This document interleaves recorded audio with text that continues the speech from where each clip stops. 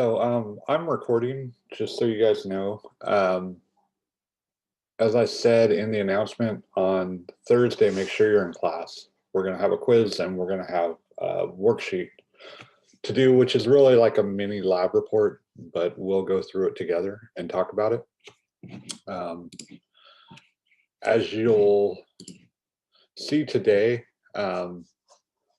this chapter, it's really broken up into periodic motion. So it's pendulums and then any system that has a periodic nature or periodicity to it. And I'll explain what that means.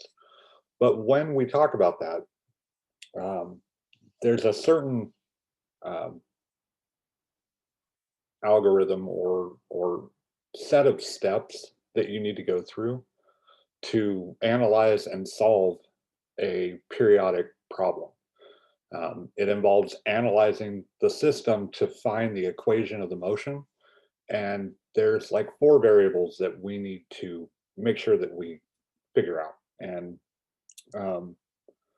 so on Thursday, we're going to use the IOLab to create a periodic system by hanging it and making it move up and down. You won't have to do anything with it. I'll use mine and I'll post the data. But then we're going to go through that data and figure out the variables and the equation of the motion, and then answer a few questions about that motion. So it's really not going to be hard. It's not going to be like a 3-hour deal, but it is a lab, and hopefully it will really cement forever how these periodic motions problems work, especially because on the final, we're going to have a problem on pendulums and a problem on periodic motion. So you're going to need to know how to do what we do Thursday. So please be here and make sure you're here to get help with that and make sure you understand how to do it and what I want and turn it in. Mostly too, I want to make sure that we've got 2 weeks from today till the final. I'm sure you have other finals coming up and next week's going to be really busy for you. So you're going to get a homework on chapter 15 tonight. You've already got 13 and 14. And that's really the bulk of the final. The final will have a problem on fluids, a problem on gravity, and a problem on pendulums, and a problem on periodic motion. So it'll also have 2 other problems that are cumulative, meaning one will probably be like energy from exam 2 type problem, and one will be some kind of projectile motion or friction on an inclined plane type problem. But they won't be too hard, and they won't be anything that you haven't seen on an exam or a quiz or a homework. And as you study next week, what I would tell you is go through the homework. I've assigned the homework problems for a reason, and just make sure you know them. I don't think homework 15 will be very long. It'll be a couple of pendulum problems, and you'll see pendulums are easy. There's one little wrinkle to them, but and then make sure you understand how to analyze a periodic system, and I'll explain all that. The upshot of it all is that essentially, if you know what you're doing, the equations are easy. They're a little bit of analysis, and I'll explain what that means, like figuring out what the phase angle is. But as far as understanding the equation and knowing what equation to use, they're pretty easy. So hopefully by next week, well, on Thursday, I'm going to give you 2 practice finals, and we'll go over those next week, and we'll go over homework next week. And by the end of next week, you'll feel confident going into the weekend that you're pretty well prepared for your final on Tuesday. And whatever you need to clean up and study for, you'll be able to study for. But in the reviews next week, hopefully that'll give you a good, solid foundation to do well on the final. I hope. As far as all the grading, all the labs, and the quiz that you took last week, all that'll be graded by Saturday. All the graded stuff will be in, so that next week, when there's missing stuff, you can get a hold of me and talk to me and ask me about stuff you're missing. We will have a quiz. It's a really easy quiz on Thursday. And I extended homework 13 and 14 to Sunday night. So get them done if you haven't already. But yeah, okay. So on to today's stuff. I am recording, just know that. This chapter, which is our final chapter, yay, is actually pretty fun. And like I said, there's a lot here that's we're going to talk about. If you're usually taking notes, and the PowerPoint is in the blank PowerPoint, so you can take notes if you want.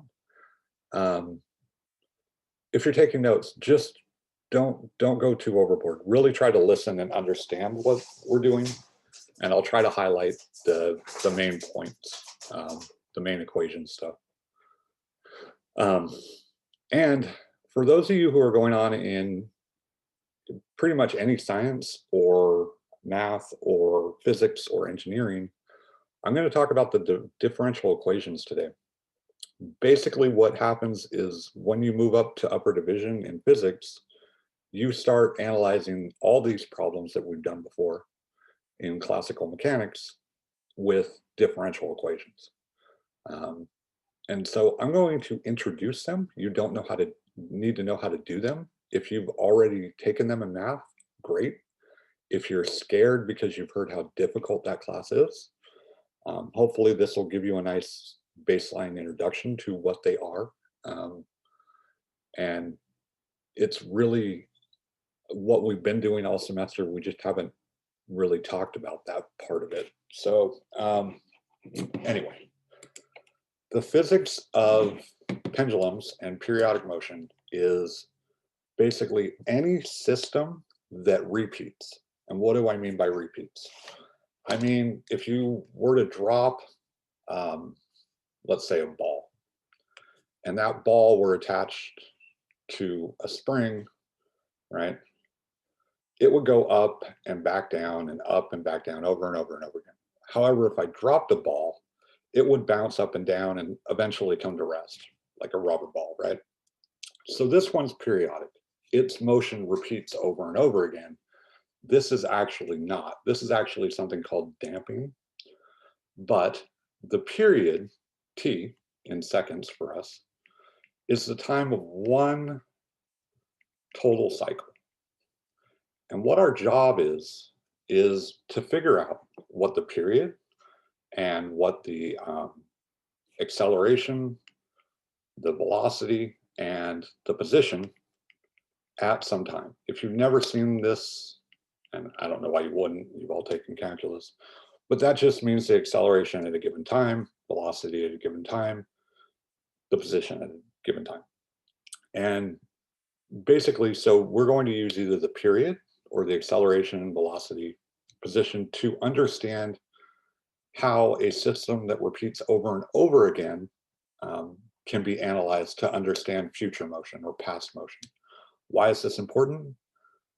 So much of nature is periodic. It's almost all physical phenomena is actually periodic. The other side of it is that it's a super simple model, and all the model tells you is that the force is equal to minus k times x times t. So the force at any time is equal to a force constant k, this is a constant term, times the position. And that's obviously going to be equal to ma. Now, that's actually really nice. Why is it negative? We've already seen this with a block on a spring, and that's what we're going to talk about again. But it's really nice because all it is a very simple equation. And you can hide most of the physics in K. Everything you don't know, you put into K as a constant, and you assume it's a linear relationship. Now, you've all seen in lab, can you do that? Well, yeah, hopefully your data is linear. We're going to assume that in all of these cases, the force is in fact linear. And while not always true, we can make a model that it is. So when we do that, what we get is we get an equation that says MA is equal to minus KX. So A of t, A at some time t is equal to minus K over M if I go through and divide through by M. And I get this nice equation right here. Now, assume for a second, just to be clear, that we have a block and we have it on some spring. And we've said before that this is the spring constant, has a K. When you pull it from equilibrium, so this is X, this would be minus X max to some X max. What will happen if you pull it out is the spring force will pull it back in the negative direction. And if it's been pushed in, right, to some negative X max, then the spring force is going to push it the other way. And so what happens is there's always a negative force working to change the motion, change the acceleration of the block. And that's what a restoring force is. It's a force that pulls the system back to an equilibrium. Now, we already also know how to do energy in this case. And the energy associated with a spring is any kinetic energy plus kx squared over 2. If you've forgotten how we got this, the work done is the integral from x initial to x final of f dotted with dx. And so this is negative x initial to x final kx dx. And that integral is really simple to do, right? It's just negative kx squared over 2 from x initial to x final, which is another way of writing negative kx final squared over 2 minus k initial, kx initial squared over 2. But the work is also equal to the change in kinetic energy. So the change in kinetic energy is mv final squared over 2 minus mv initial squared over 2. Since that's equal to this, which is kx initial squared over 2 minus kx final squared over 2. If I put them all on the same side, what I get is I get energy initial is equal to energy final, which is mv initial squared over 2 plus kx initial squared over 2 is equal to mv final squared over 2 plus kx final squared over 2. We've done that before a bunch of times. Restoring forces are conservative, and that's really nice. That means that the energy is conserved when we're dealing with them. Just keep that in mind for later. We'll talk about that later, but I wanted to make sure you remembered it. So now, how does this become a differential equation? How does A, let me say it's A of t, is equal to minus k over m times x of t? Well, A of t, remember, is actually the second derivative with respect to time of x of t. So what that's saying is we need a function, x of t, that if we take the second derivative, we get a negative sign, we get a constant that is k over m, and we get back the function. So we need some function that if you take the second derivative, you get back the original function. Now there's functions that you take and you get back the function. E to the x gives you e to the x, right? And there's functions that if we take them twice, we get back the original function. That's cosine and sine. For reasons that I'm not going to get into right now, I'm going to choose cosine. So if I let x of t equal, and you might have seen this before as the amplitude times cosine of omega t, I'm going to choose x max because your book does. I don't really like that term. If this is my x of t, if I take two derivatives, so the first derivative of x of t is negative, omega comes out, x max sine of omega t. And the second derivative, taking another derivative of this, I get negative omega squared x max cos of omega t. And so I have my solution to this differential equation. The solution is that omega squared is equal to k over m, and x of t is equal to x max cos omega t. That allows me to, as you can see here, this is the velocity, this is the acceleration at any time, and this is the position. And this function works, okay? So this is the solution. The solution to the differential equation is x max cos omega t, and omega is equal to, omega squared is equal to k over m, or omega squared, omega is equal to square root of k over m. However, there's a really important thing that we need to talk about with this, okay?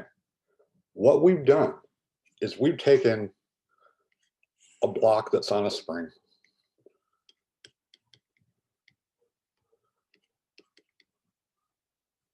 and it's able to move back and forth, okay? And we turn that back and forth motion into a cosine or sine motion, a sinusoidal motion. And what we can do to show this is we could plot x max minus x max and 0, and assume at each time, and I'm going to say at time 0 it's here, at time 1 second it's here, at time 2 seconds it's here, at time 3 seconds it's here, at time 4 seconds, on and on and on. So this is 1, 2, 3, 4, 5 seconds. And if I started here at 0, it's at x max. At 1 second, it's at 0. At 2 seconds, it's at negative. At 3 seconds, it's at 0. At 4 seconds, it's at positive. At 5 seconds, it's at 0. This is a cosine wave centered on 0. It has a magnitude or a amplitude of x max, and we'll talk about that more. But here's the thing. This omega that we're talking about here, this omega is the wave speed of this cosine or sine wave. It has nothing to do with the motion of the spring. The reason why I say that is we're going to have pendulums that are swinging back and forth, and there's going to be an omega here that we already know. We already know that, you know, we have, if rolling without slipping, we have b equals r omega, but that's not what this omega is. This omega is the wave speed of the position when we're in sinusoidal space. Do not confuse the two. What it tells you is how fast the whole system goes from negative to positive and back to negative, or positive to negative, back to positive, right? It tells you how fast this cosine function changes. That's all it does. It doesn't tell you how fast it swings. I mean, it kind of does, but it doesn't. It's not the same thing. So just be clear. I'm going to try to remember to write omega f, and omega f is equal to 2 pi times the frequency, and the frequency is equal to 1 over the period, y. The frequency is the number of times, I'm sorry, the number of times, number of cycles in a second. So it's hertz, right? And the period is the seconds per cycle, okay? So just keep that in mind. Therefore, if you know this omega, right? T is equal to 2 pi over over omega of the frequency. Your book calls it the angular frequency, which is a little weird because this is actually the frequency and this is like an angular speed. But this is in rads, this is in rads per second. So this appears in the cosine function or sine function, and that is what you use to find the period. If I tried to figure out for a pendulum, as it swings back and forth, right, omega would be positive by the right-hand rule as it swung that way. And as it swings back, it would be negative, and it would be going to 0 as it reached each side. So whatever this angular velocity is, it's not this angular frequency. And in fact, if I looked at this and I had a pendulum that was pulled out to 10 degrees and negative 10 degrees, and I let this mass swing back and forth, a pendulum's just a mass on a length of string. If I start at 10 degrees, right, my angular frequency there is 0. Why? Well, let me call this x max and let me call this x max, and this is 0. And I turn this pendulum swinging back and forth into a particle moving back and forth between maximum and negative. Well, when it's at 10 degrees, it's at x max, which means my x of t, which is x max cos of omega t, this has to equal 0 for cosine to be 1 and for it to be at x max, which means omega or t has to be 0 here. But when it's at, and that's the omega frequency, has to be 0. But when it's here, right, we also know that because it's swinging, the velocity momentarily stops and changes directions. So its actual speed would be 0.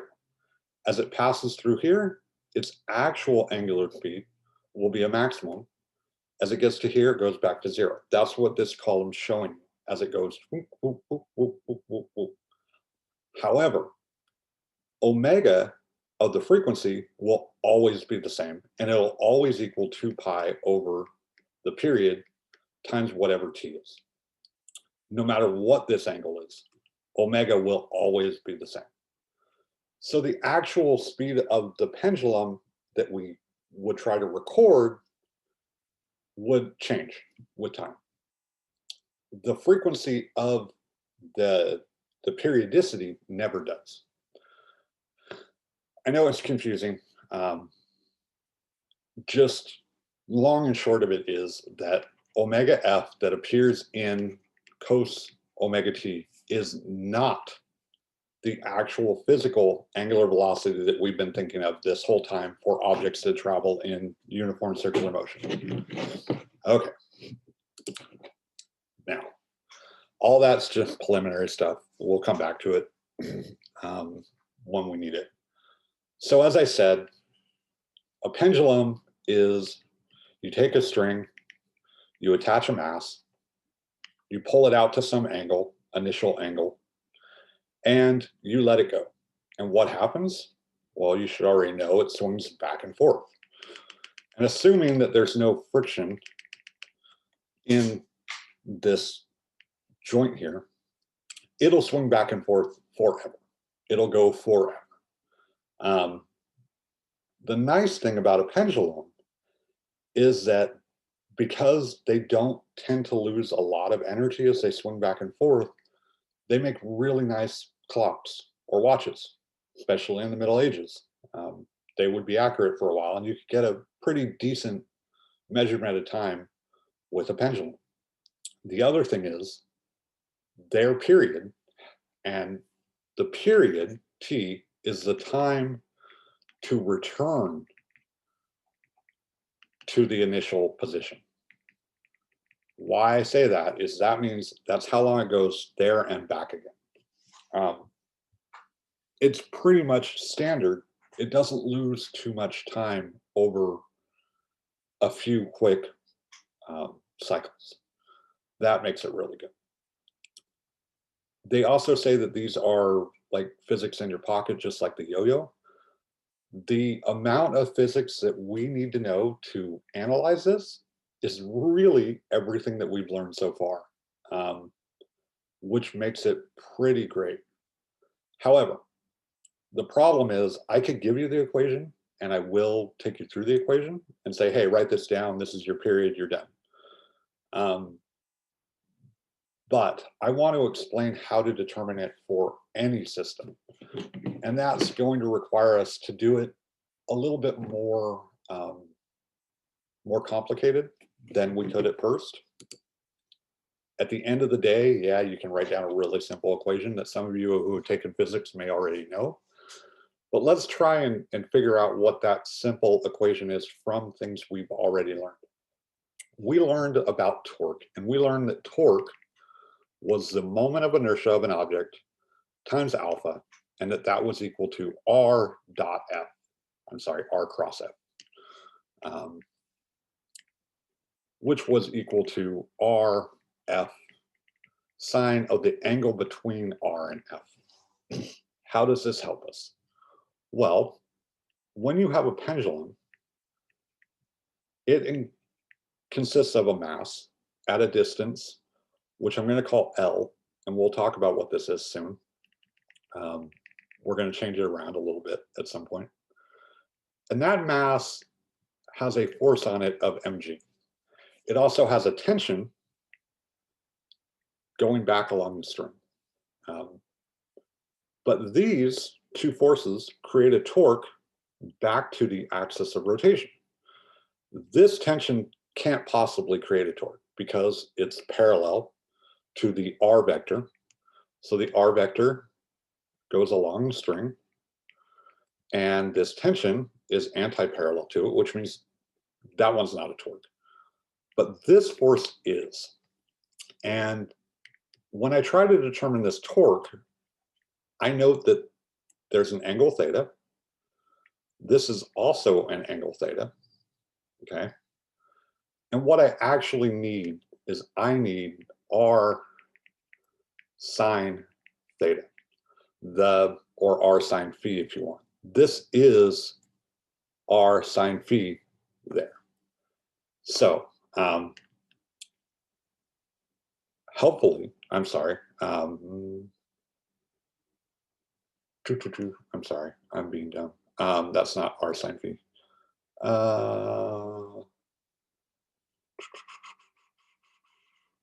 That is, I'm losing my mind. Come on, stupid thing. Let me back up for a minute. So I have a vector r, and I have a vector f, which is mg, which is actually negative, and I have an angle theta. And I need to cross these two, which means that I take the sine of the angle between them, okay? The angle between them is, in fact, theta. It's the same exact angle here. You can see that from this. Or just move this to the axis and look at R and look at F. So what I have is I have that the torque is I alpha, and that's equal to RF sine of theta, which is equal to RMG sine of theta. Okay. Now, for a simple pendulum, we're treating this as a mass, a point mass at the end of a frictionless massless rope. So this is mL squared. It's a point mass rotating at a distance L from the axis of rotation.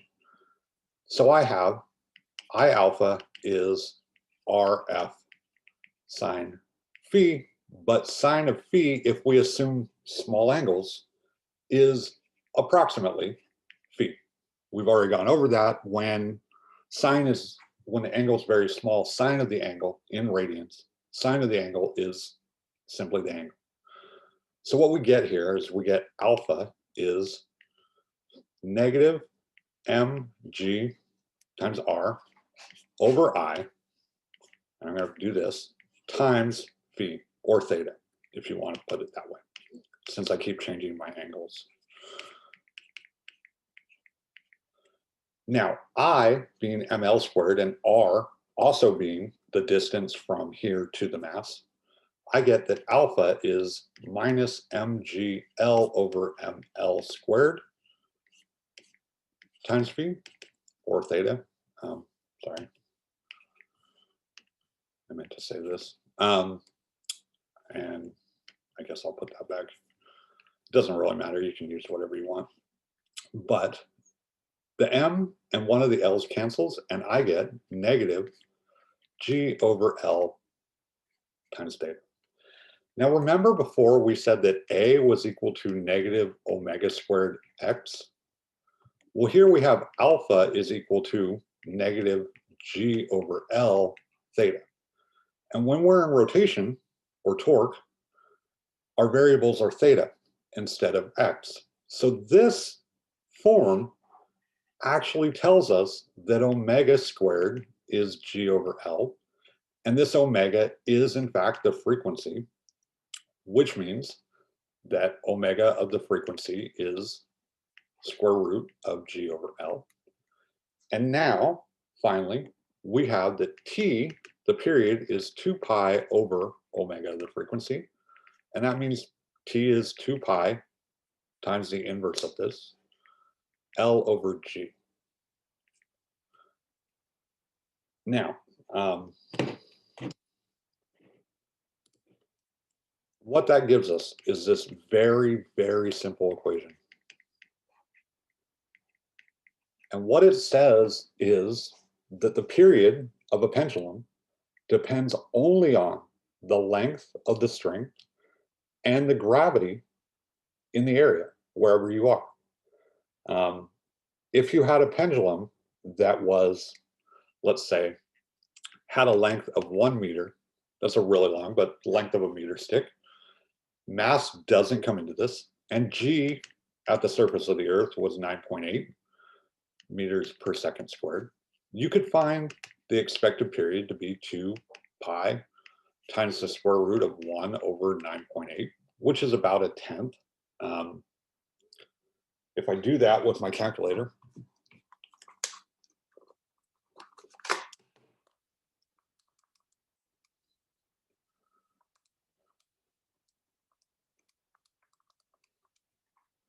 it's about 2 seconds. Okay. If you went up to mile high, where this is maybe 9.75, let's say, if g were 9.75 meters per second and L was still 1 meter, then T would be 2 pi, 1 over 9.75. So 2 times pi times square root of 1 divided by 9.75. I get 2.012 seconds. And that might not seem like much, but it's actually very, very much of a big deal.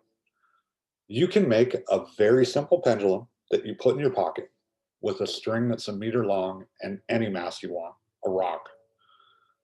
And if you can really precisely time the period of the pendulum, you can find out what G is. If you know what G is, we talked about this when we did gravity, you can figure out sometimes where there's mass anomalies below you, where the densities doesn't match. You can find oil. One of the things that you could find out is if you were stranded on Mars, like in The Martian, you could find local Mars gravity. Let's say that you went to Mars and you had your handy pendulum that was still 1 meter long. And let's say the time that you measure is,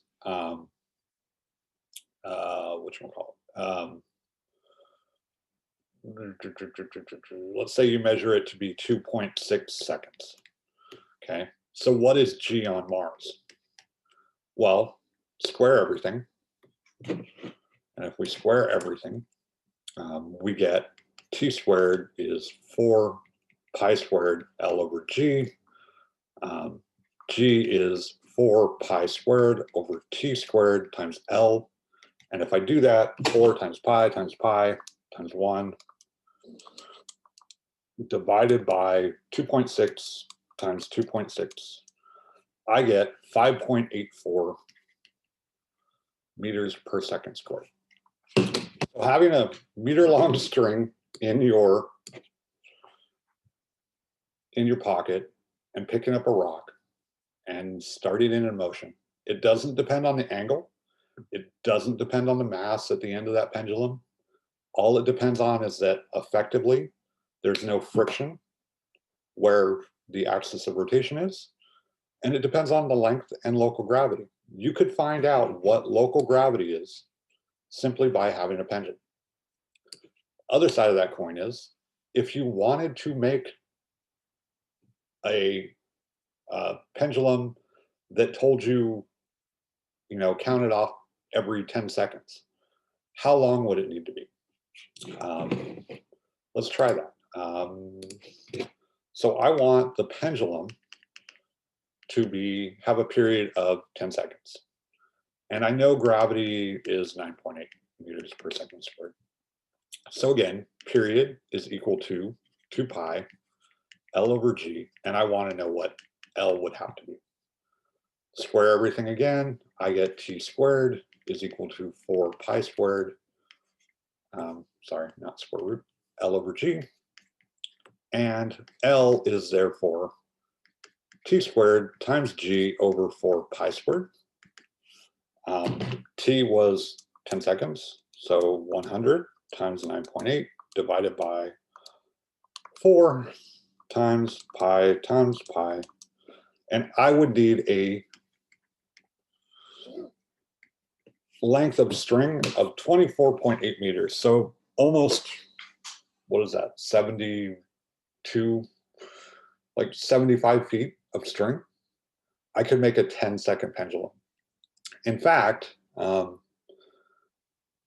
there's something called a Foucault's pendulum that uses really, really big strings. And eventually you get it so high that you could make a string long enough that it would essentially have a period of 1 day. But it would have to be a really long string, but yeah, 10 seconds would take a very long time. However, the longer the string, the longer the period, the longer it takes to swing back and forth. The greater gravity is, the faster it moves. So what you're really seeing is the torque due to gravity causing the object to rotate back and forth toward the Earth. And that's pretty cool. And it's really simple. As I said, for a simple pendulum, you've probably been told before that the period is 2 pi L over G. But that's not what I want you to remember from this. In fact, I don't want you to ever remember that again. What I want you to remember is this I alpha was negative RMG theta, and that what we got was that omega was mgr over I. Okay. This is what I want you to remember, because T is equal to 2 pi over omega, and therefore the period of any, what we call a physical pendulum, is 2 pi I over mgr. We've already seen with the simple pendulum that I is mr squared for a point mass, and therefore we get r over g or L over g. But what if we don't have a point mass? What if we had a long, thin rod, and we wanted to use that as a pendulum, have it swing back and forth, right? So we want to use that as a pendulum. How do we do that? And that's where things get complicated. That's where the pendulum equation gets complicated. So basically, in this equation, T is 2 pi I over mg r. What r is is r is the distance to the center of gravity of our object. So when we have a thin rod, the center of gravity is right there. That's where we're treating this as a point mass, right? That's where its center of gravity is. So this would be L to the half if the whole rod had a length of L. The radius of gyration, that's what this is essentially the distance from the axis of rotation to the center of mass of your system. So you could have anything. You could be holding on to a rope with your hand and swinging back and forth, and your radius of gyration goes from the axis of rotation to the center of mass of your body. Okay, so that's what the R is here. For a rod, we know that this about one end is ml squared over 3. So what we would have for a rod is 2 pi ml squared over 3 divided by mg, radius of gyration is L to the half, or 2 pi 2/3 L over g. Now, if this were a simple point mass, the period would be 2 pi L over g. But because it's a rod about one end and it has a different mass distribution, so it has a different moment of inertia, we get 2/3 L over g, which means that it's actually faster. It's got a smaller period. It rotates faster than a simple point mass would. And if we do that math, if L were, let's say 2 meters and G were 9.8 meters per second squared, the difference between the two is 2 pi times square root of 2 divided by 9.8. This would be 2.83 seconds. And this other one would be 2 times pi times square root of 2/3, 2 divided by 9.8, which would be 2.31 seconds. Okay, so basically, it's going to swing faster because of its mass distribution being different than a point mass. Now notice the point mass would be all the way out at the end as well. But yeah, it has a smaller period. Assuming I did that correctly, which I believe I did. Okay, so you might be saying, well, gee, that's fun, but it's not much different than a normal pendulum. But it is. What I'd like to do is a problem that comes from university physics textbook. That's actually a really, really fun problem. And it's how fast can a T-Rex walk? So we're going to treat the leg of a T-Rex as a thin rod that is 1.8 meters long, and obviously at the end, the axis of rotation is its hip. So this is 1.8, that's your L, right? It's got a force mg, and half this 1.8 over 2 is our radius of gyration. And we know that the footprints on the right-hand side, let's say there's footprints on the left, but between two footprints of the right foot, we have a distance of 3.5 meters. So we want to know how fast a T-Rex dinosaur walked. We can treat this as a thin rod, and so we just did that example where it was 2/3 L over G. G is obviously 9.8, L is 1.8. 2 pi times 2/3, 1.8 over 9.8. And that gives me 2/3 times 1.8 divided by 9.8, and then 2 times pi times square root of this answer is 2.2 seconds. Now, we know that v is equal to x over t. This is our x, the time between successive points of the pendulum. So v is 3.5 divided by 2.2, which is 1.6 meters per second. If I multiply that by 2.1 miles per hour, that's about 3.3 miles per hour, which means a T-Rex walked at about the same speed as a human. You walk at about 3 miles per hour if you walk a mile in 20 minutes. It walked about as fast as humans walk.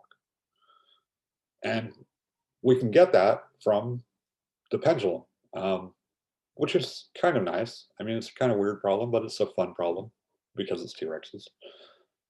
But more important than that, so you might be saying, okay, so I have for a thin or for a point mass, I have T is 2 pi L over G, and for a thin rod, it's 2 pi 2/3 L over G.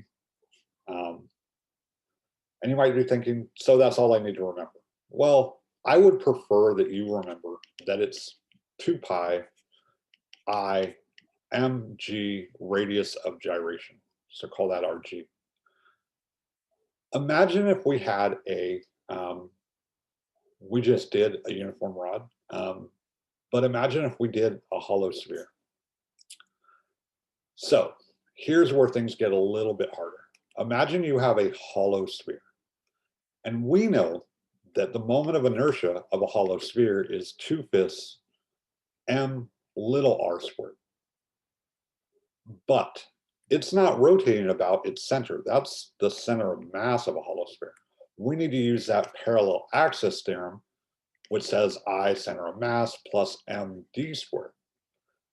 So this, if we say this is L, right, is m r squared 2/5 plus ml squared, because it's L,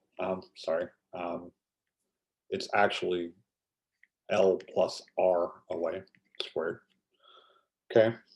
And the radius of gyration is L plus R. That's how far to the center of this from the axis of rotation. Now, when I do this physical pendulum period, I get 2 pi. I is 2/5 m r squared plus m l plus r squared over mg l plus r. And if L is much, much bigger than R, as it should be, this term goes away. And what I get is I get that T is equal to 2 pi times L plus little r over G, which is essentially, if L is much, much bigger than R, is essentially the same as a point mass. That's kind of cool. That tells us that there's a limit to treating a point mass, or treating a mass as a point mass, is whether L is bigger than R. If L and R were the same, you would actually have to put back in this term. The reason why it goes away is it's 2/5 R squared, so it's super small. But if you wanted to be highly accurate, so essentially what we're saying is there's an algorithm for this, for the physical pendulum. You have to remember that the period is 2 pi I mg radius of gyration. So first things first, you have to kind of figure out where your axis of rotation is and figure out what the moment of inertia of the system is. You can think of all sorts of weird things. You could have a thin rod with a sphere on the end. You know, you could have a point mass and another point mass that make up your pendulum. You could have all sorts of things. And then you have to find your radius of gyration. And that becomes a little bit harder. Finding this, we've already done. But where is the center of mass of this? In general, I would give that to you on an exam. If you were trying to do this problem in 2 years from now, you need to figure out where the center of mass is. There's ways to do it. If you remember, M times R was MI plus M or M1, M2, R2, on and on, right? We have that equation. I'm not going to make you do that on final or in homework, but you have to find the radius of gyration, which is the distance to center of mass. And in problems that have multiple objects, you have to figure out what the total moment of inertia of all the objects together is for the system. It's not too hard, but if you remember that, if you remember this equation, and you remember that for a simple pendulum, we're assuming a point mass with moment of inertia mr squared, or we're assuming ml squared, and we're assuming the radius of gyration is L, then you get L over G. So you get the simple pendulum equation out of using a simple point mass in the physical pendulum. That's what I want you to remember. But this, if you know how to do it, you'll be fine. Where it gets tricky is remembering to use the parallel axis theorem. If you know the center of mass, moment of inertia, and you need to move that moment of inertia to the axis. But that's not too bad. And that's all there is to pendulums, really. They're fun because they're simple. They tell you what gravity is. Basically, the questions can be like, well, what's gravity? What's the length? Or what else they tell you is if you know for some reason the radius of gyration and the period and the gravity and the mass, you can find what the moment of inertia is by turning it into a pendulum. So there's really not a whole lot going on here. It's more about understanding how to compute the moment of inertia and understanding what the radius of gyration is.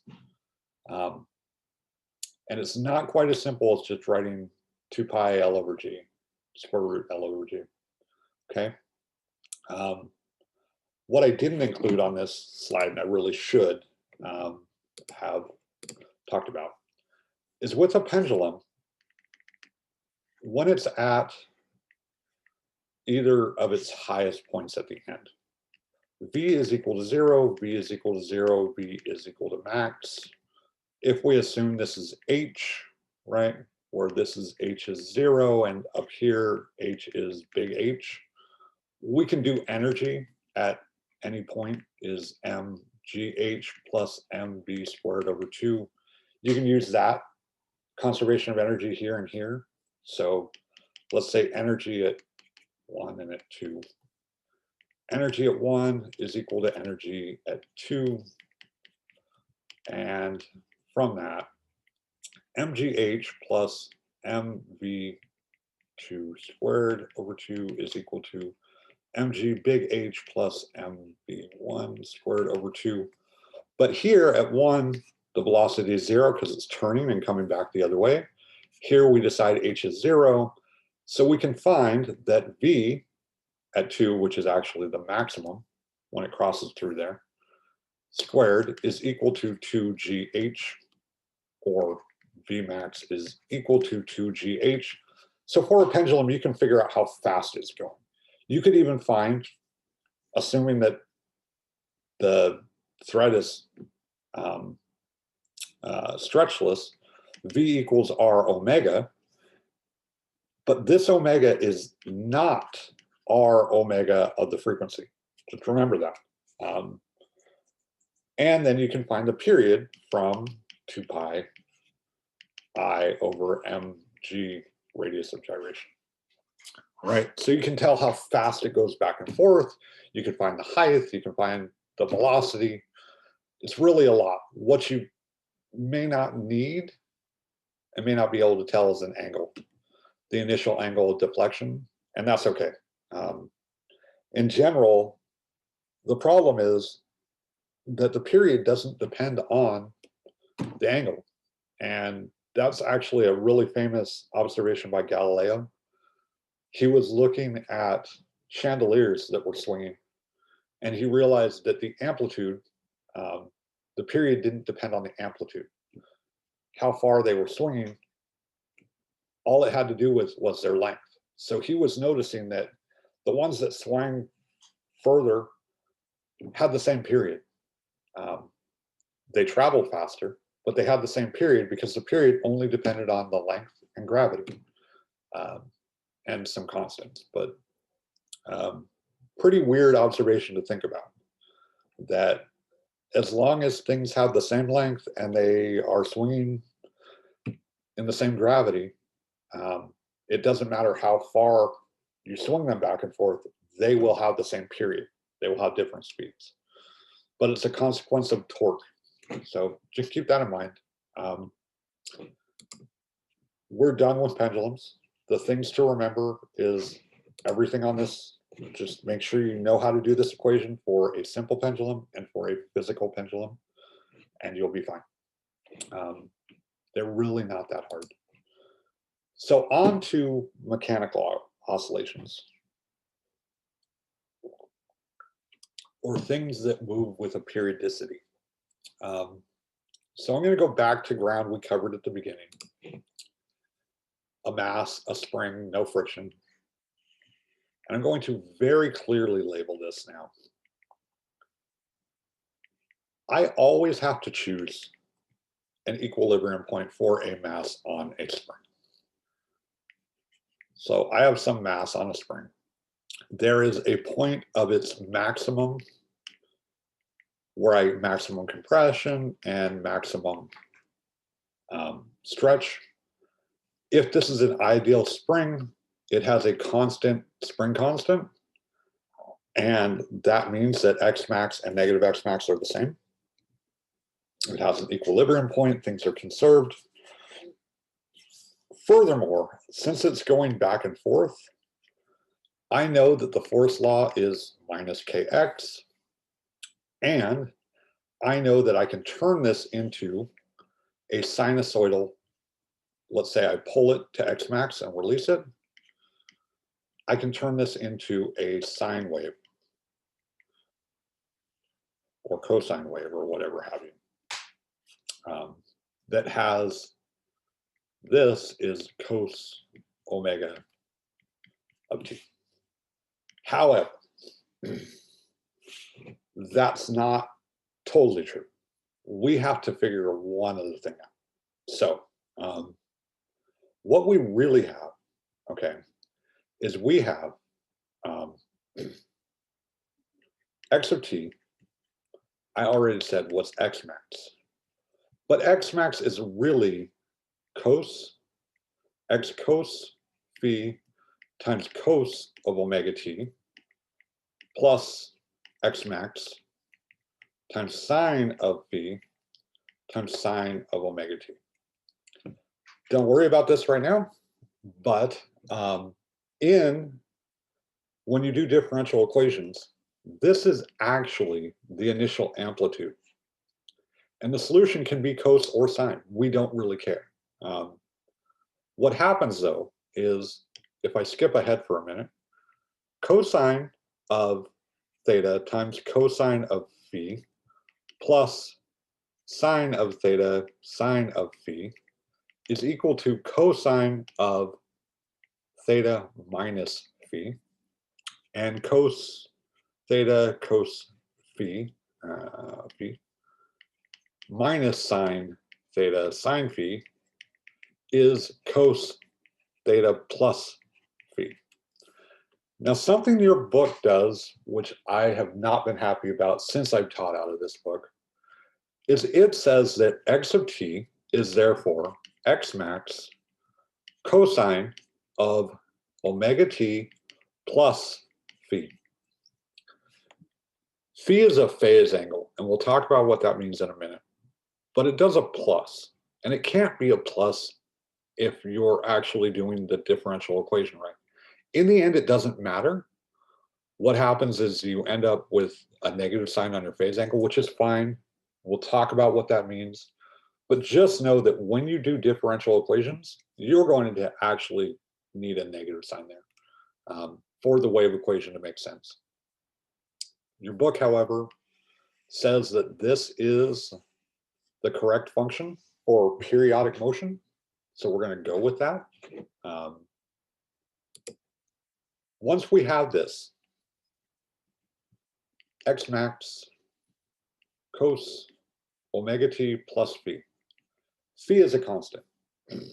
To get the velocity at any time, we can take the time derivative of x. And so the time derivative of this, because this is a constant, becomes negative sine omega t. The negative omega comes out, x max sine omega t plus phi. That is the velocity. The acceleration is, again, the second time derivative of the position, which is negative omega squared x max cos. Just take another derivative, this time of the velocity. Derivative of sine and cosine, derivative of cosine is negative sine. And what we actually see here is that A is negative omega squared x of t. But we already know that. So those are there. If I gave you the position, or if you were able to write down the equation for the position for x, you can easily then write down B and A. They're simple. They're the same form. You just have this omega out front, which you already know because it appeared in the position equation, right? So you have it. So our goal here is going to be to get that position equation, because once we have it, we're solid. We're good. We know everything. It's just a matter of writing them down, putting the right constants there, and deciding on the time that we want to investigate. So let's look at this equation, and I'm going to write it like this. X of t is equal to x max, right? Cosine omega t plus phi. And so what our job is, essentially, is to find these things. Now, we know that if we have a spring block, omega is square root of k over m. Or if we're assuming that it has a restoring force, it's k over m, square root. So if you're given k for some reason, or if you somehow know omega and you need to find k, you can find it from that. Just bear that in mind. But in general, what we're going to have to do is find the amplitude, or the maximum value of the function, the maximum position. We're going to have to find, this is really the angular frequency, and we're going to have to find the phase angle. So let's imagine, let me think of something. Well, let me say that I tell you that 0 x max.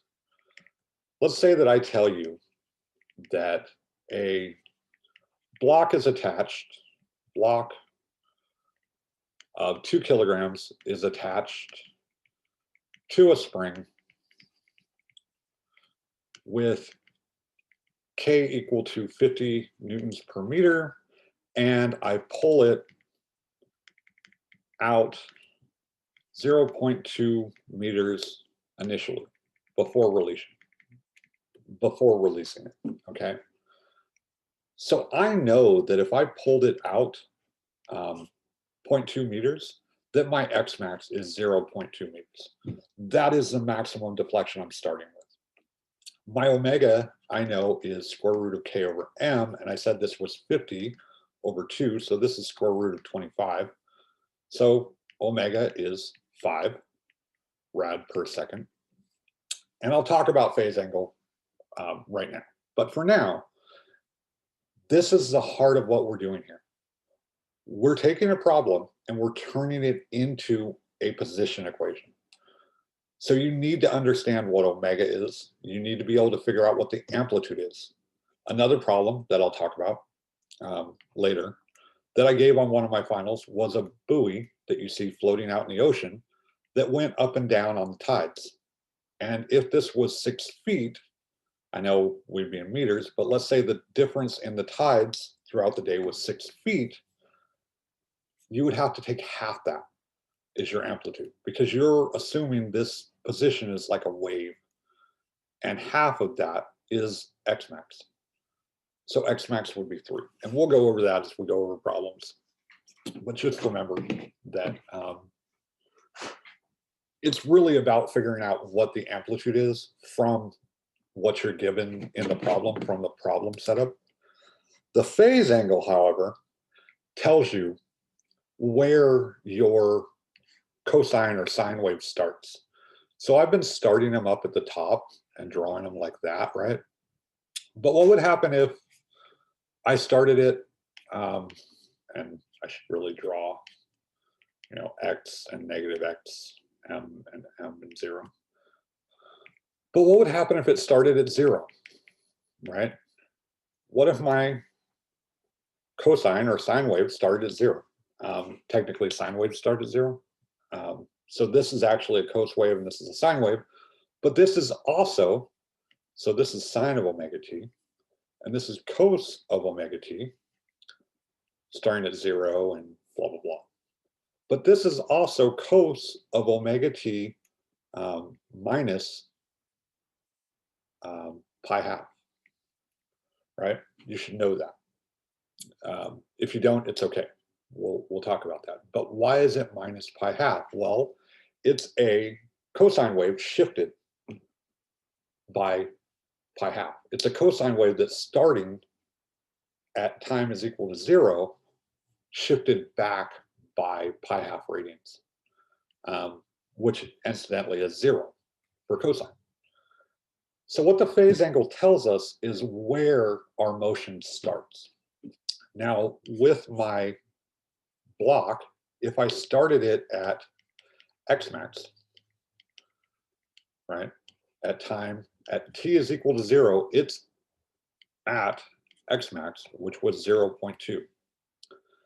My function, x of t, is x of 0 when time is equal to 0. Let me write that. T is equal to 0, and that is 0.2. So x of t is equal to x max times cosine of omega t plus phi, but this t is 0, right? And this is x of t when it's 0, so this is really x max cosine of phi. If I divide through by x max, I get that cos of phi is 1, or phi is cos arc cosine of 1, which is 0. And what that tells me is, in that particular case, when I start at a maximum amplitude, I have no phase angle. However, were I not to start at the maximum amplitude, what if I were to start at negative x max? So instead, this was at negative 0.2. Then I would get that phi was arc cosine of negative 1. That angle, we know, is pi rads. Cosine of phi is equal to negative 1 when phi is pi rads, or negative pi rads. It really doesn't matter. Okay.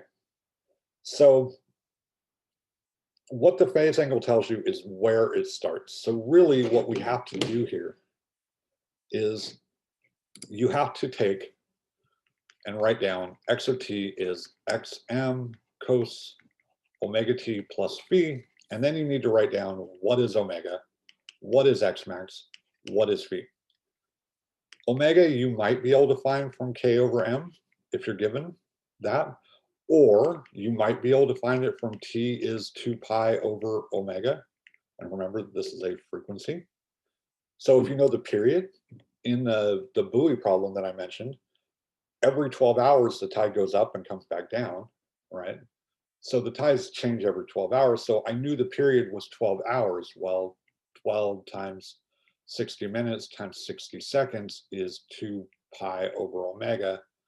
Take this and divide. So omega is 2 times pi divided by 12 times 60 is 1.45 times 10 to the minus 4th rad per second. So in that case, they knew it from the period. It's sometimes tricky. Sometimes it's pretty straightforward.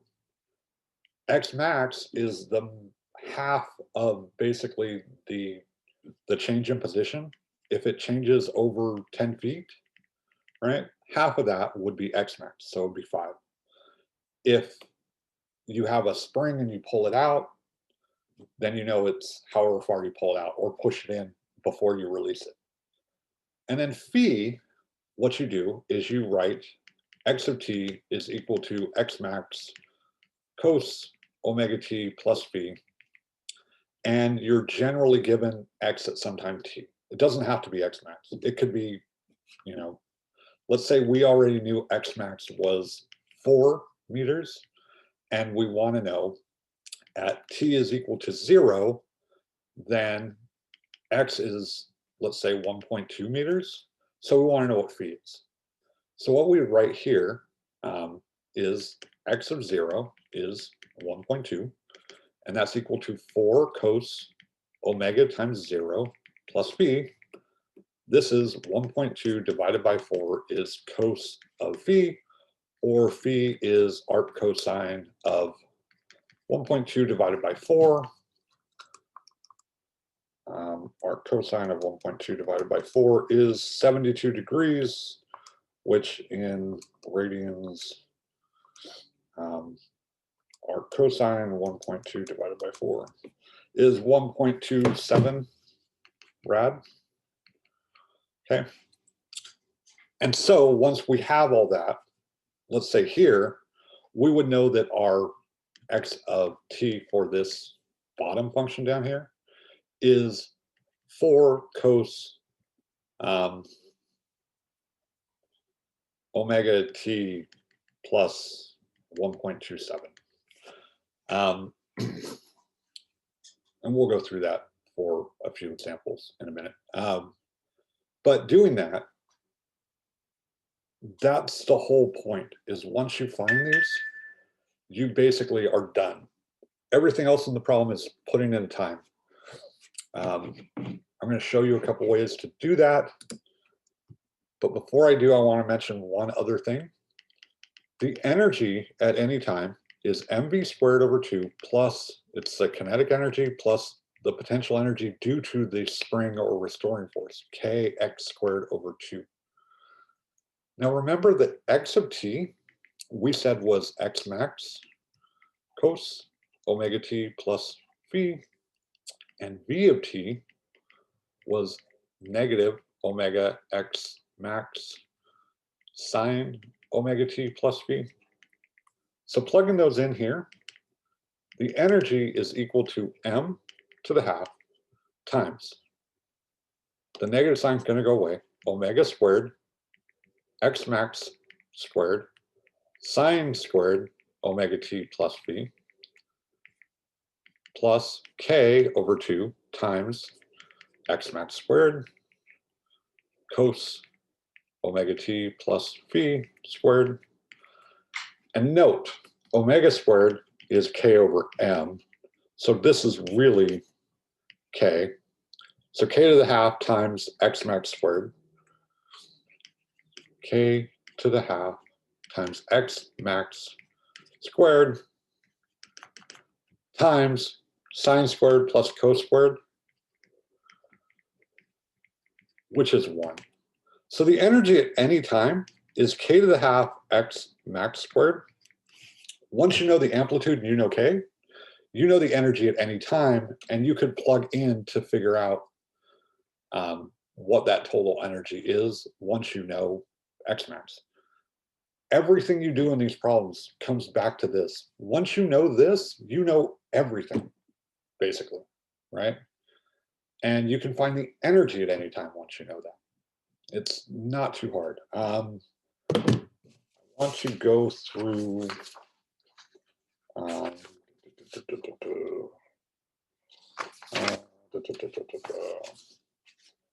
I want to do two quick problems with this. One is another one of these real fast blocks, and then one's from your book.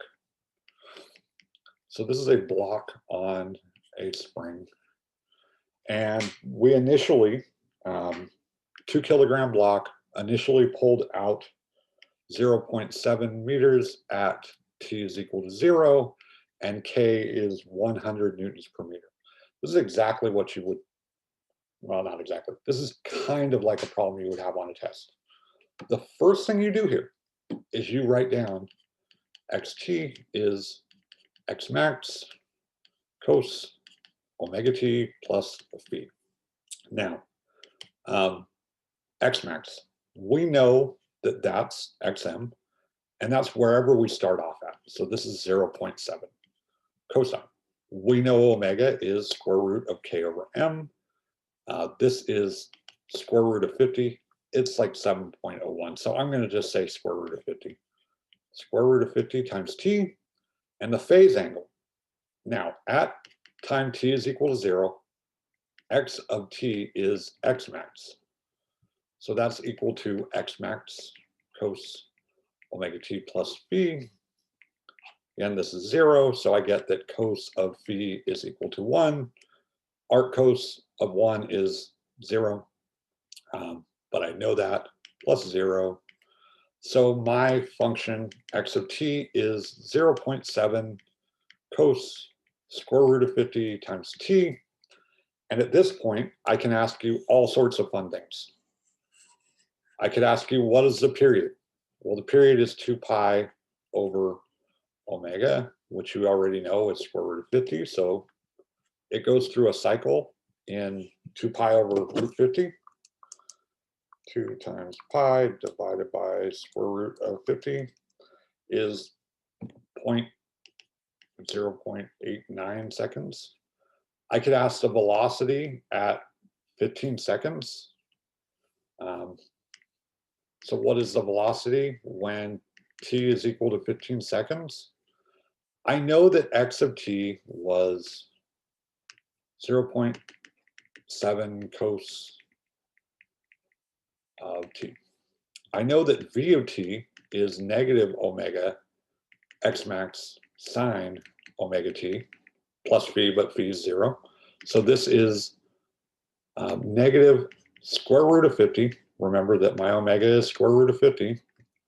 My x max is 0.7 sine of square root of 50 times t.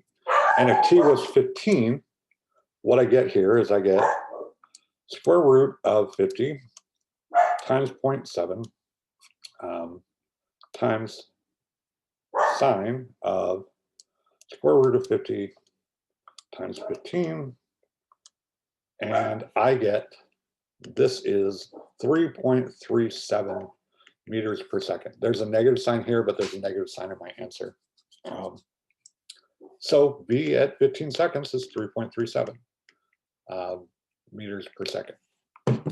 Find a at that time. Same deal. A of t, come on.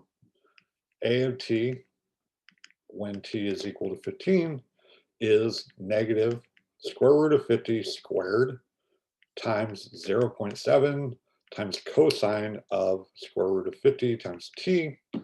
And that, well, square root of 50 squared is negative 50 times 7. So 50 times 0.7 times cosine of square root of 50 times 15. Why is that saying domain? Square root of 50 times 15. So 50 times 0.7 times cosine of this answer. I get 3.627, nope, times square root of 50. I forgot to explore that.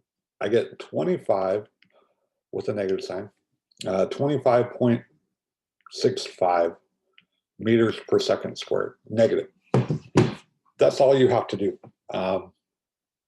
There's also other things you could tell me, like the energy at any time being k squared times x max squared, which k, what did we say was 100 divided by 2, and x max was 0.7 squared. So that's 0.49 times 100 is 49 divided by 2. That's 24.5 joules. All sorts of things that you can tell me at that point. And all you had to do, though, well, I mean, not all you had to do, but you have to be able to find the amplitude, you have to be able to find omega, you have to know what phi is. Another way to do this, and this is a really good problem, this is probably the best problem your book has. Your book gives you, instead of giving you this cool thing, in problem 1502, it gives you, at time t is equal to 0, x of 0 is negative 0.085 meters. V at time 0 is negative 0.92 meters per second, and A is 0 or is 47 meters per second squared, positive. That's all it gives you. And it asks you to find the equation of the motion, and therefore to find, so what is x of t, and therefore what is omega, what is x max, what is phi. Now, how do we go about doing that? Well, let's look at something. We know that x of t at any time over a of t, remember that x of t was x max cos omega t plus phi, and a of t was minus omega squared x max cos omega t plus phi. Therefore, if I divide them, I get 1 over negative omega squared. Therefore, a over 0 at time 0 over x at time 0 is equal to negative omega squared, or omega is negative a times 0 over x times 0 square root. If I go back and look, a was positive, x was negative, so I get 47 over 0.085.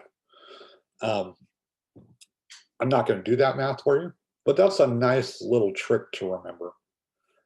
Then I've got omega now, okay? I can find x max at time t is equal to 0 once I get phi, but I need to get phi first. So v at any time t over x at any time t, remember this is negative omega x max sine omega t plus phi over x max cos omega t plus phi, and that is negative omega tan of omega t plus phi. At time 0, this goes away. So I get v at time 0 over x at time 0 divided by negative omega is equal to tan of phi, or take the arctan, and I get v over 0, negative. And if I plug those numbers in, again, here's a small problem, negative 0.92. So this is arctan of negative 0.92 over whatever omega was. Anyway, forget that for the moment.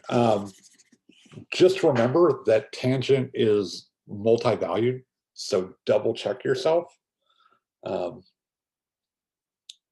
that your angle is right.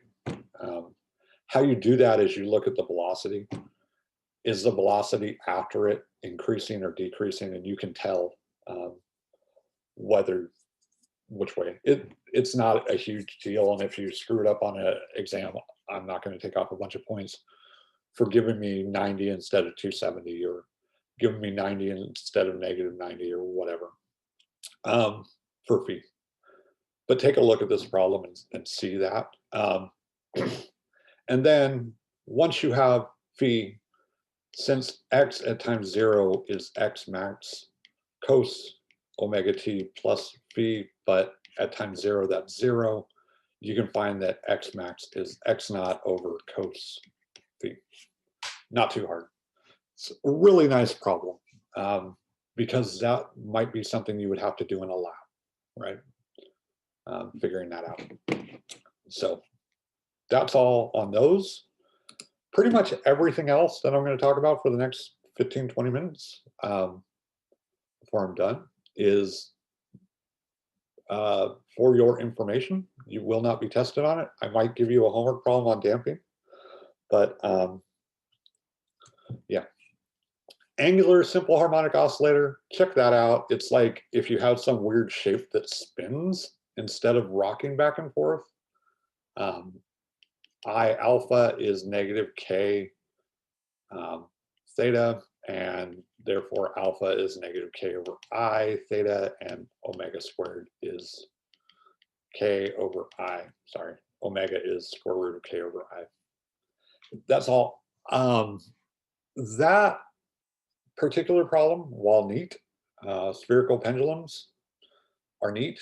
They are better handled at a higher level. And in fact, don't worry too much about them, but you can read up on them. I'm going to jump down here for a minute to resonance. Resonance is kind of cool. If you know who Tesla is, Tesla wanted earthquake machines, and if you watch Mythbusters, things have resonance, and the resonance frequencies are basically a frequency, omega, at which the waves build constructively inside an object. So if you can shake a building or shake a table, think about a flexible table, right?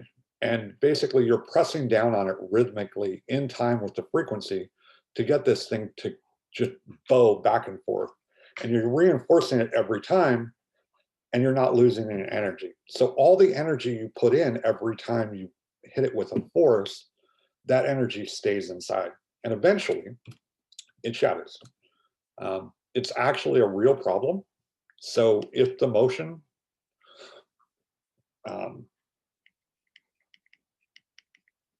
if this matches this resonant frequency, basically as you're applying over and over again that force, you're putting energy in, it will shake things apart like bridges. Mythbusters did an early experiment where they tried to make a bridge break apart because soldiers walking in cadence over the bridge were walking at just the right frequency to cause the bridge to swing and break apart. As I said, Tesla believed you could hook up a machine that would shake a building apart. And it's true. There's a lot of things that, you can shake them at just the right sonic frequency and they will break. So it's kind of neat. As far as your book talking about it, they just say, hey, if omega is omega of the resonant frequency, the thing breaks apart. It's like, all right, thanks, book. That's not too helpful, but that's what they're talking about. The last two things I do want to talk about, however, is damping. Now, your book does you a disservice. They give you an equation for damping, and they don't really tell you what's going on or where it comes from. And for those of you who are still here, I recognize all of your names, recognize all of you. If you go on in engineering, or you go on in basically any science, you really are going to have to be comfortable with differential equations. And the deal with the differential equation is you look at it and you go, what's the solution? If you can guess it and you get it right, you're awesome. But generally, when you go to diffie-qs, ordinary and otherwise, partial, you're almost like in physics, where basically they start saying, look, if you recognize the problem looks like this, try this solution and see if it works.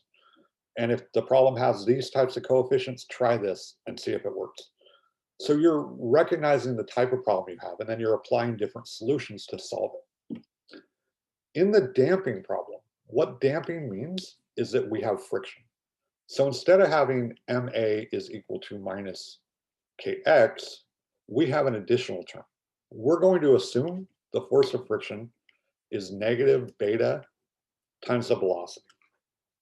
That's, if you look way back, we assumed that for drag force, it was like V squared times this beta, kind of the same thing. But we're making a simple frictional force. So our equation becomes this. If I put it in differential form and move it all to this side, I get m d squared dt squared times x of t. Move that over. So that becomes plus beta times d over dt, x of t. Remember, the velocity is the first differential. Move that over. K x of t is equal to 0. Now, these three terms here, you may not realize it, but that should remind you of something right away. It's a squared, a single power, and a constant.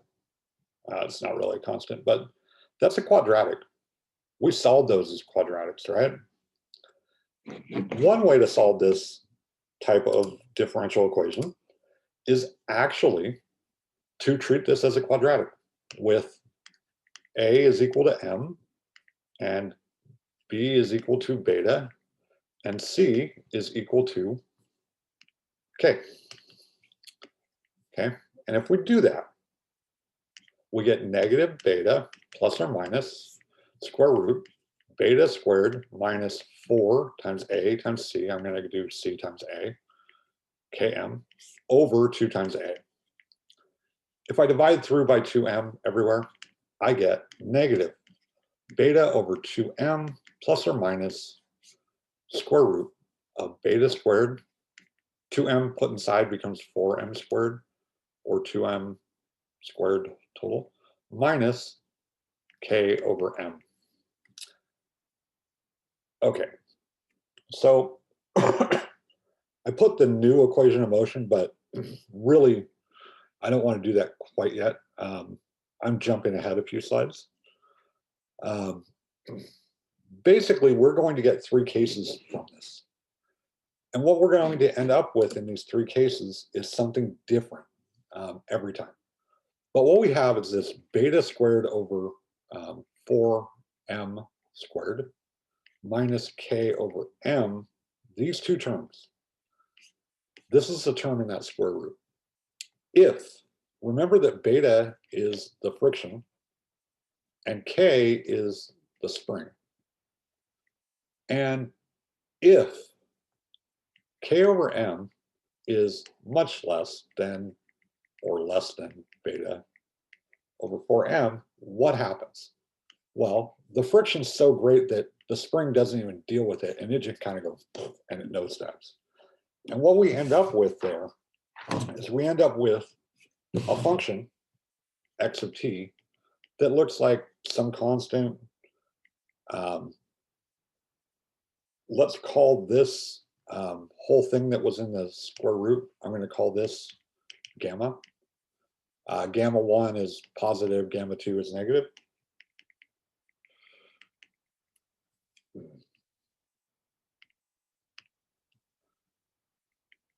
So we end up with something that looks like this.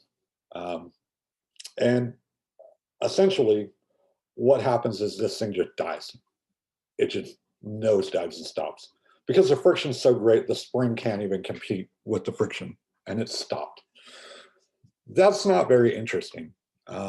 We could also have a case where Km is equal to beta squared over 4m squared. This case is mildly more interesting.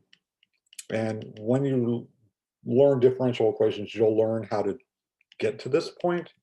But it's some constant a plus some constant b times t times e to the minus beta over 2m times t. And in this case, what happens is you get this nice exponential death. It just dies if they're equal. It pretty much, the motion just exactly pivots down. The interesting one for us, and the one given in your book, is when k over m is greater than beta squared over 4m squared. At that case, what happens is you get this really cool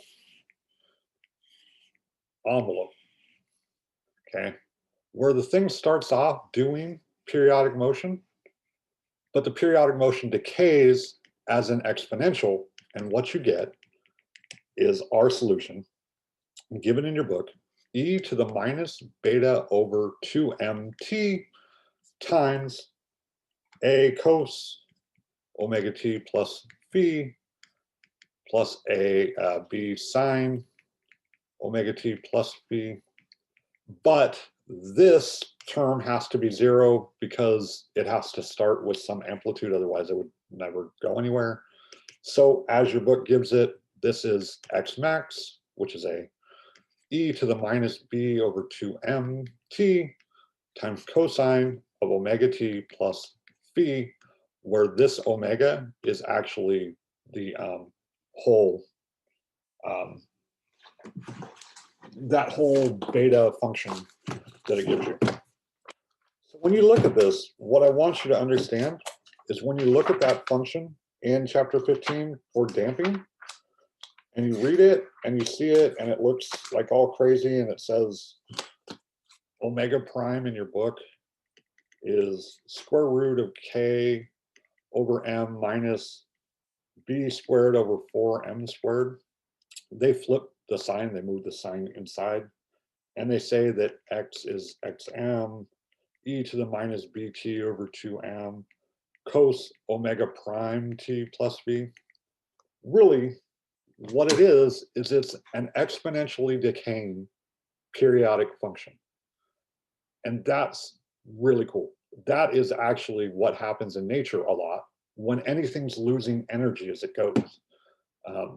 As it loses energy, it tries to maintain its periodic motion, but it decays. And you see that behavior a lot. That is pretty much typical of nature and really cool. As I said, the motion, if this is 0 and this is x max and this is negative x max, it basically tries to keep its periodicity, but ends up going to 0. And that outer envelope is the exponential e to the minus b over 2m times t. The inner is the cos omega prime t plus phi. Okay. And the energy at any given time, because it has that extra term, the energy at any time, instead of being k squared, x max squared, it also has the e to the minus beta over 2m times m to the t. This is actually more useful than the other energy we had because it tells you the energy at any time. And so I'm just making sure that I didn't mess that up. So that's actually more useful than the other one because basically you know x of t and you know b of t and you know a of t, but the energy will tell you what the energy is, and that's equal to mv squared over 2 plus kx squared over 2 at a certain time. And so you can usually use that to somehow figure out energy. All right, last thing I want to talk about is really something that your book brings up in the homework, but doesn't offer any explanation for. So imagine that I had 2 springs instead of just 1. And these springs both had K1 and K2, right? I'm sorry, that's not parallel.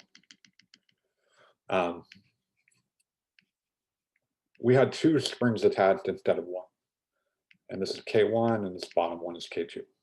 This system acts exactly like a big spring with K1 plus K2. And therefore, since the force is negative K1 plus K2 times X, then omega is K1 plus K2 over M. That's not a big deal. What is a big deal is this one. When they're in parallel, so when you have two springs attached, what happens? And they could both be on the same side, doesn't matter.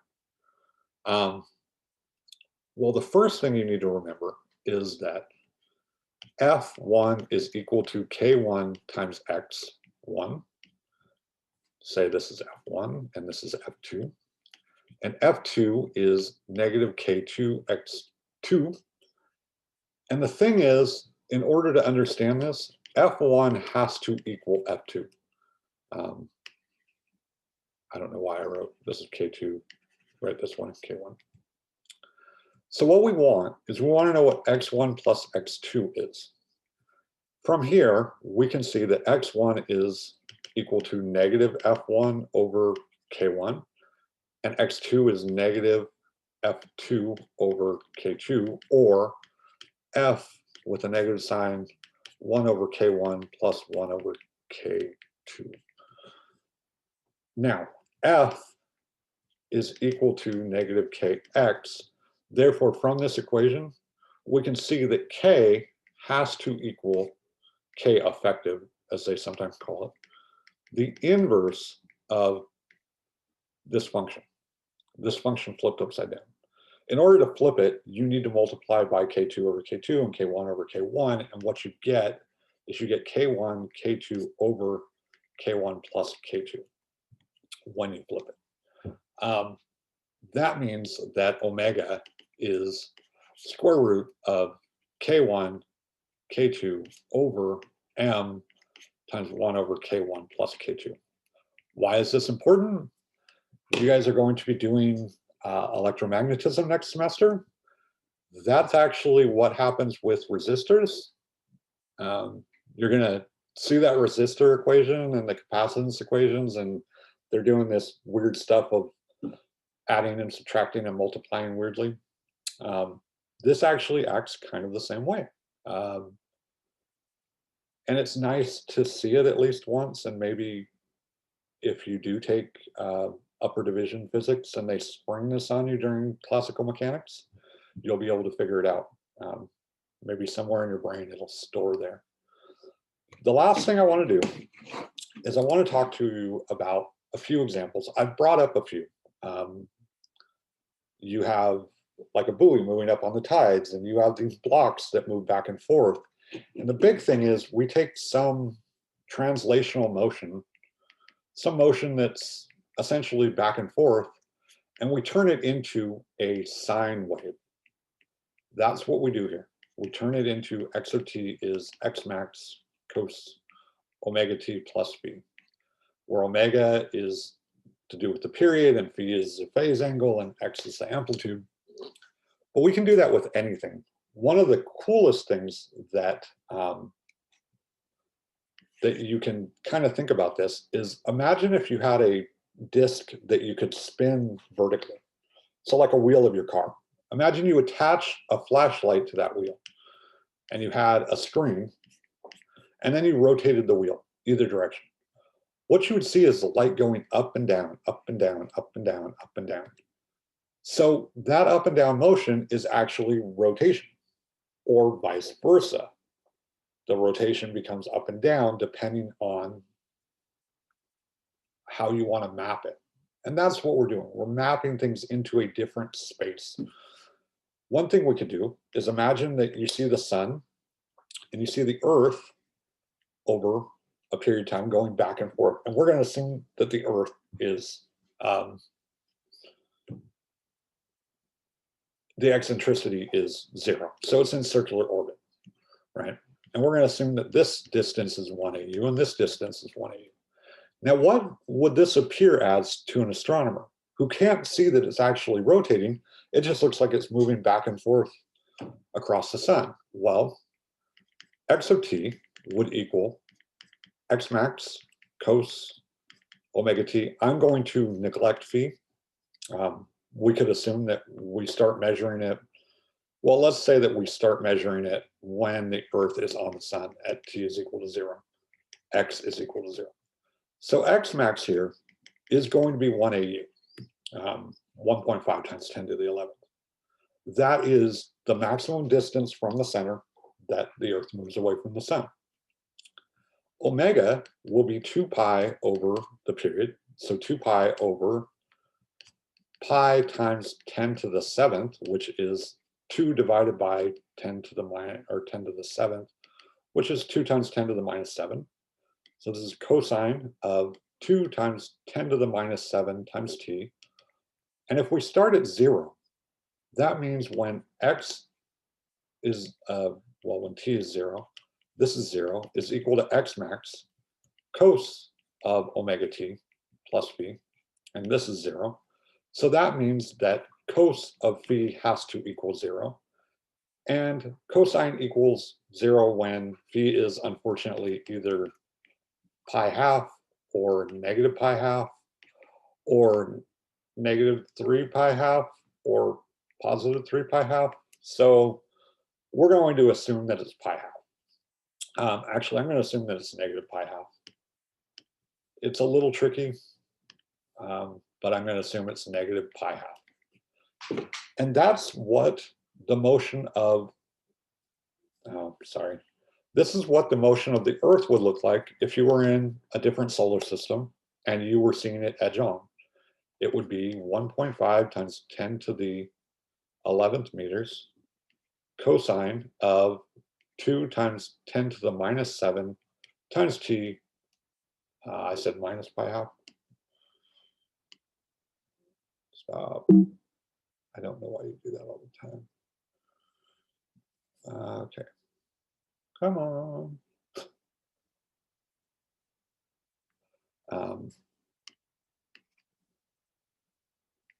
Minus pi to the half. From this, we could find the velocity of the Earth. You could just take the time derivative and you could find the acceleration at different points.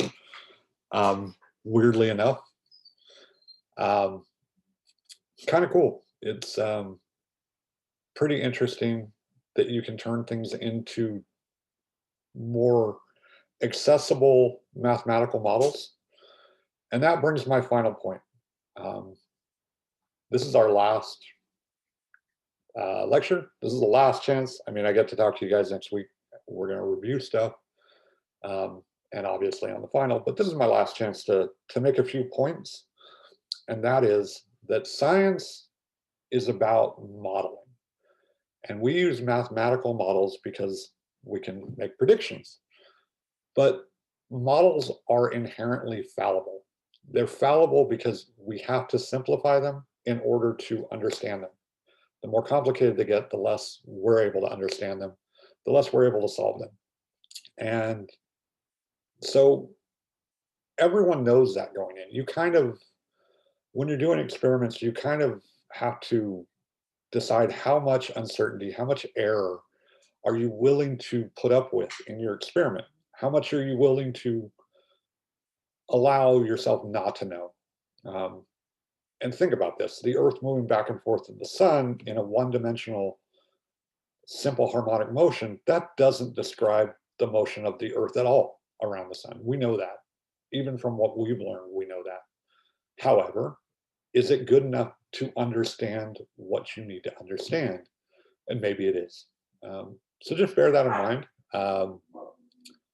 As you go on, I hope that all of you study physics as you go, learn to love it, learn to rise to the challenge.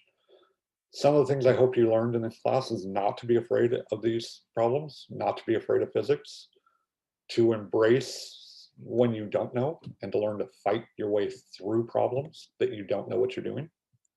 I hope I've showed you that everyone's fallible. I make mistakes. I intentionally do this, and I allow myself to make mistakes in front of you guys. I don't like making mistakes. I make them because I want you guys to see them and not be afraid of them. Yeah, sometimes you put a negative sign. Sometimes you forget to carry a 2. Sometimes you write the wrong number down. It happens. It's not the end of the world. Your job is to get as much of this as you can and to learn to love, to learn to embrace the things that are hard.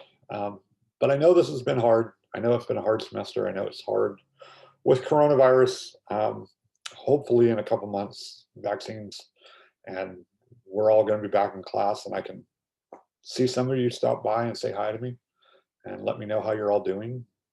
Um, but yeah, so do your homework. Make sure your homeworks are done this week. See me on Thursday. Make sure you come on Thursday for the quiz and the worksheet on simple harmonic motion.